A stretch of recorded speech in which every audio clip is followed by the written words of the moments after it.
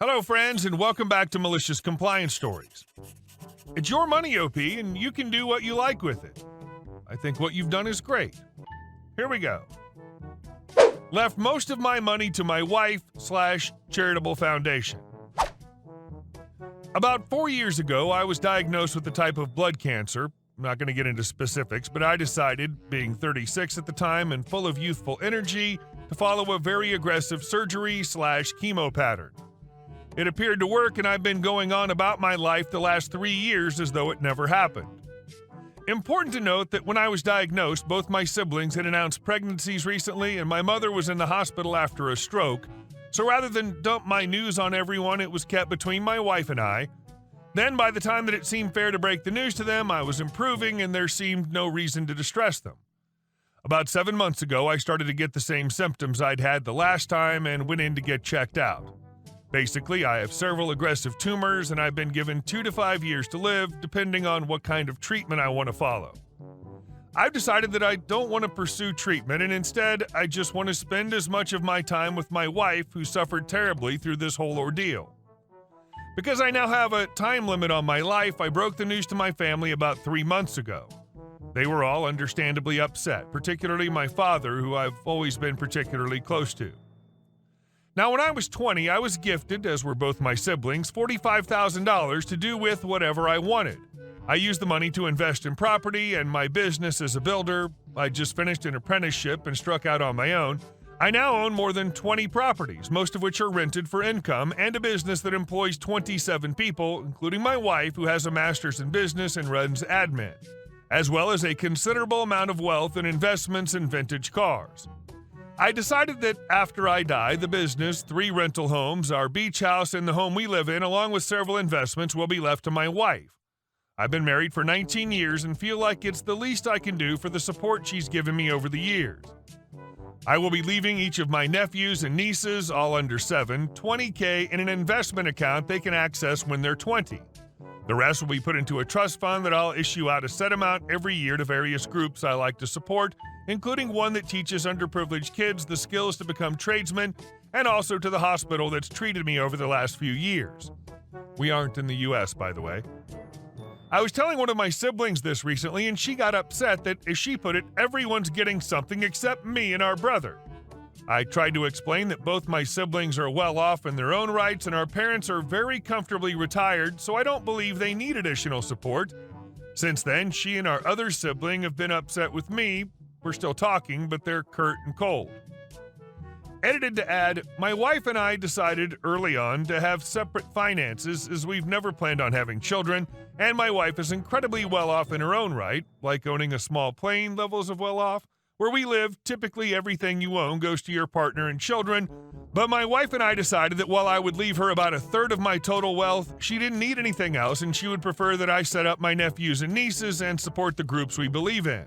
In addition, as an only child, she's been told that she'll be the sole inheritor of her parents' estate and owns multiple successful small businesses.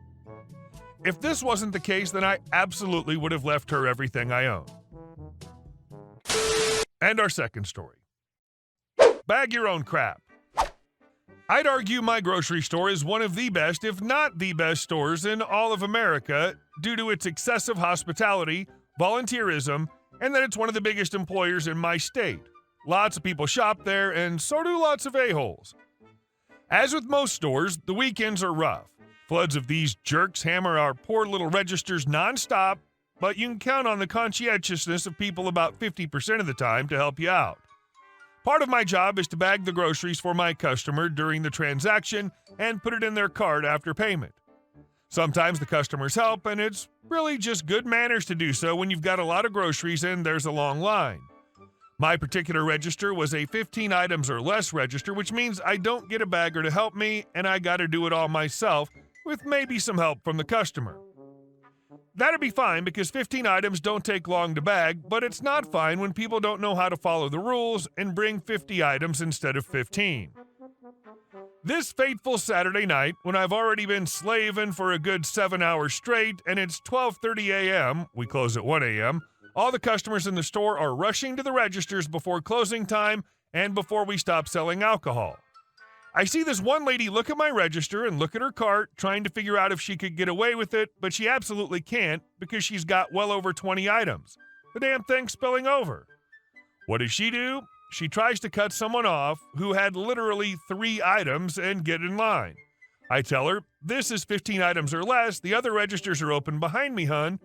She completely ignores me, and I try to ask again politely if she can go to another register, and she just looks at me, looks behind herself at the customer with 3 items, and shrugs as if to say, well, now I can't get out of the line, I'm trapped. Whatever, I'll deal.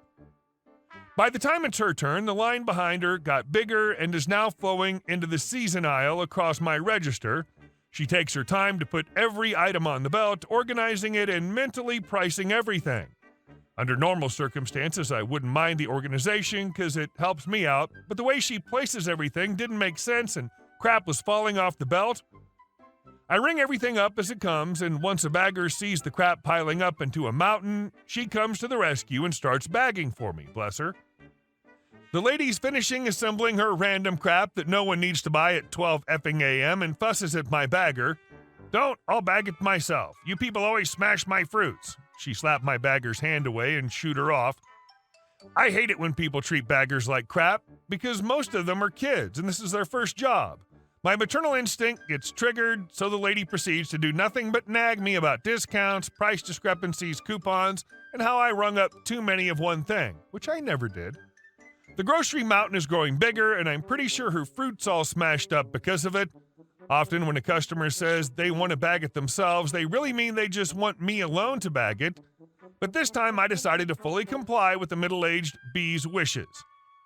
Once everything's said and done, all that's left is Grocery Mountain Charlie. She starts to slowly bag her things, expecting me to help, but I turn to the next customer and begin to ring up her 3 items, talking about the weather. I proceed to take care of the line of customers, and quite a few of them are frustrated that their items are getting mixed up with Grocery Mountain and glaring at the lady behind it. She feels the scorn, and I can visibly see her face get so red as she hurries to finish her mess and exclaims, "Ain't you gonna help me? There's a line."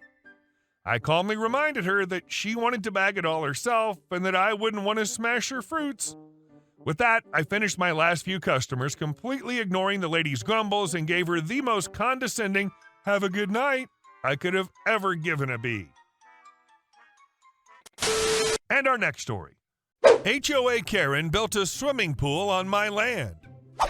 I got this property on the outskirts of a little town that's slowly growing. It's a piece of land I inherited from my favorite aunt. It used to be farmland back in the day, but my aunt and her hubby built their crib there after tying the knot. After the place fell into my lap, I couldn't live there because my job needed me around all the time, and I didn't want to sell it either since I'd spent so much time there as a kid during summers, so I decided to rent it out. I rented out the spot for about 6 years, and when I was about to retire soon, I thought, why not move in myself? I had a realtor handling the property the whole time, and they'd send me reports every 6 months saying everything was good inside and out. But when I finally rolled up there, I saw 2 things. First, there was this HOA next door, and a whole bunch of new houses had popped up. And the second, most gut-wrenching part, a chunk of my yard was fenced off. There was an excavator chilling there, and they'd gone and built a massive swimming pool. Even though I never sold my land or house, and no one ever bothered calling me to buy the place. It's pure madness.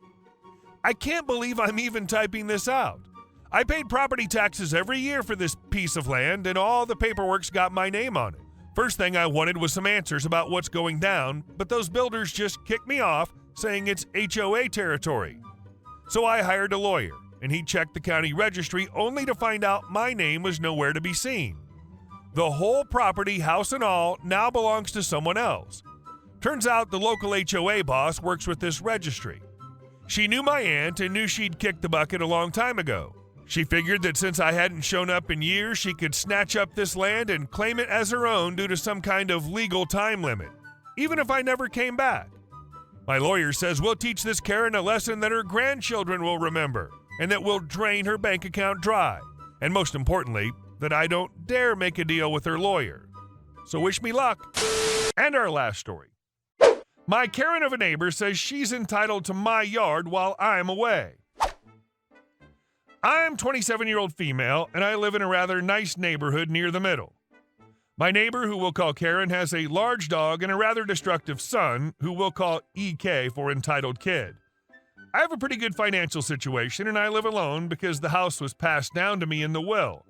It's a pretty big yard compared to Karen's yard, which is almost half the size. I have no gate for the yard, leaving it open for any pets or animals to come right in. I work from 7 a.m. to 5 p.m., so I'm gone for a long while during the day. Karen's the type to do a lot of gardening, so she doesn't like EK in the yard with all the tools. One day she asked me if I would allow her son to play in my yard while I was at work. It couldn't cause any harm, could it? I accepted, but I did tell her that her son would have to be gone by the time I was back, and all went well until I got my first cat. Keep in mind, EK would always bring the dog over with him to play. I named my new Ginger cat, Ginger. Ginger loved to bask out in the sun with the EK and dog until one day I found that she wasn't outside. In fact, she was inside with a bite mark. I rushed her to the vet immediately, where she was treated and wore some sort of bandage wrap around her waist for the next week or so. I checked the cameras only to see EK trying to move Ginger out of her general spot so that he could sit there, and she swiped at him, scaring him off. It seemed that EK's dog did not take kindly to this, and the mark was not a bite mark but a swipe from the dog. I presented this info with Karen, who denied it and said, "He's just a kid, and Jenny is fine." I reminded her that it was Ginger and then told her that neither her son or dog were allowed on my property again. She threw an absolute tantrum and told me that they should be entitled to the yard while I was away because, after all, you can't just let it go to waste. I then reassured her of my decision to where she said, word for word, "Ma'am, you need to leave." I'm so confused. Edit. I'm currently trying to find out the best kind of fence I can get regarding the neighborhood HOA. As mentioned, I do have cameras and put up a no trespassing sign next to the mailbox. I did have her read and sign a contract stating that she or any other member of her family were not to be allowed on my property, and if this happened, I would not be liable. Also, I'll be able to sue her for trespassing and recommended that she filled her kid in on this info. As you may expect, she threw a tantrum saying, "You need to get over it. It's just a cat. You don't even need the yard when you leave." Although I did get her to sign the contract at the end, even getting to watch the look on her face get more and more sour. Hey guys, thank you all for watching the video. I'll see you in the next one.